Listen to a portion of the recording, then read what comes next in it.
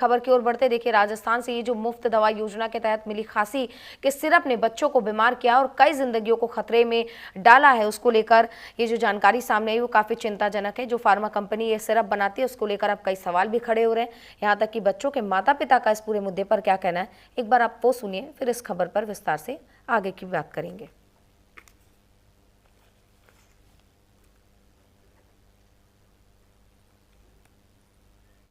Routine में इस्तेमाल होने वाली दवाई है। 25 तारीख को एक प्रकरण हुआ था CHC कलसाड़ा पर। डॉक्टर ताराचंद योगी जी, एक 3 साल का बच्चा दिखाने आया था। गगन उसके पिताजी, सोनू उसको दिखाने आए थे। उसको जुकाम और हल्के से बुखार की शिकायत थी, तो डॉक्टर साहब ने सिरप सेफेक्सम और एंटी कोल्ड सिरप उनको उपलब्ध कराया। उनके पिताजी को शायद खांसी थी, तो वो सिरप दूसरा वाला जो है डेक्सट्रोमेथोर्पन वो उन्होंने लिया। और घर पे जब उस बच्चे को दवाइयाँ दी गई तो उसको बेहोशी के लक्षण आए।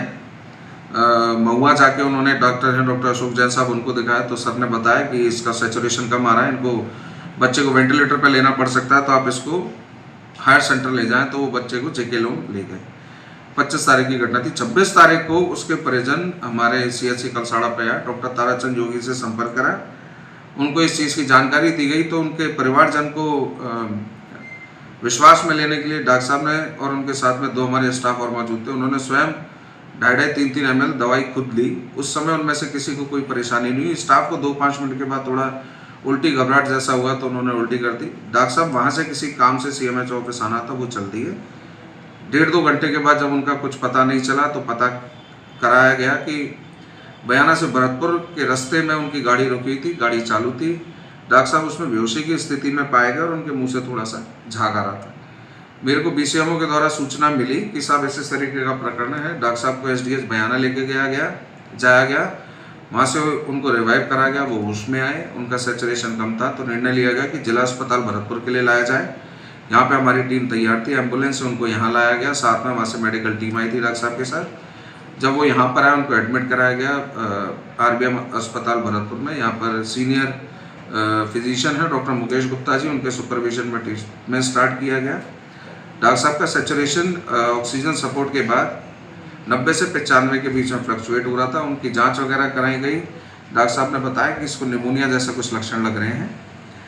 डॉक्टर साहब की सलाह और उनसे मशवरा किया, तो ये निर्णय लिया गया कि डॉक्टर साहब को और हायर सेंटर भेजा जाए ताकि और बेहतर इलाज हो सके। तो इनको कोई रिस्क ना रहे, जिसके लिए इनको जयपुर फोर्टिस के लिए रेफर रात को 10:15 साढ़े 10 बजे करीब जयपुर फोर्टिस भेजा गया।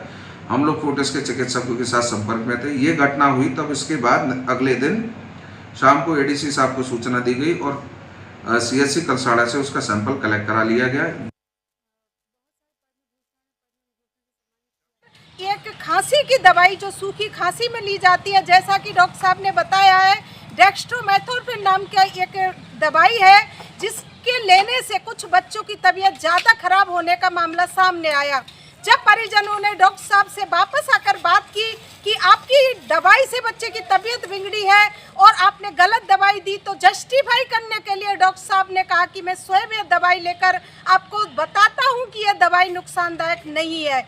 और उसके बाद पता चलता है कि वो डॉक्टर साहब की हालत गंभीर हो जाती है, उन्हें जयपुर एडमिट कराया जाता है और बड़ी मुश्किल से आनन फानन में डॉक्टर साहब को वो ट्रीटमेंट दिया जाता है, जिसकी वजह से डॉक्टर साहब की जान बच गई।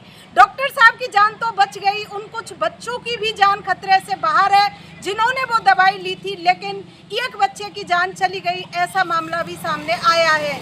लेकिन तब तक ये नहीं पता था कि उसका असली कारण क्या है।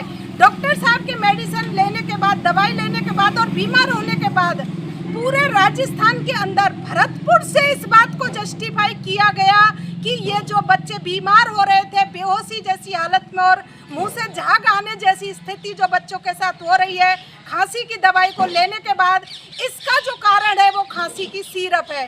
खांसी की वो सिरप जो बच्चों को जिंदगी नहीं मौत दे रही है। और भरतपुर की इस घटना के बाद पूरे राजस्थान में भी ये चर्चा का विषय बना हुआ है कि किसी का बच्चा वो खांसी की दवाई ना ले। मामला ये नहीं है कि आनन फानन में बहुत सारी चीज़ों को ठीक किया जा रहा है, प्रयास किया जा रहा है, सवाल ये भी है कि जिस बच्चे की जान चली गई उसका जिम्मेदार कौन है। अंदरूनी स्रोतों से ये भी पता चला है कि जिस कंपनी ने यह दवाई बनाकर सप्लाई की है वो पिछले 1 साल से रेस्ट्रिक्टेड थी, उसके पास अधिकार भी नहीं था। जांच का विषय यह भी है कि फिर भी वो दवाई मार्केट में कैसे आई। क्या स्वास्थ्य विभाग इससे अनजान था? क्या ये स्वास्थ्य विभाग बच्चों की हेल्थ को लेकर इतना अनसेंसिटिव हो गया है? मामला यह है, बच्चों की हेल्थ का मामला है, बच्चों के स्वास्थ्य का मामला है, बच्चों की जिंदगी का।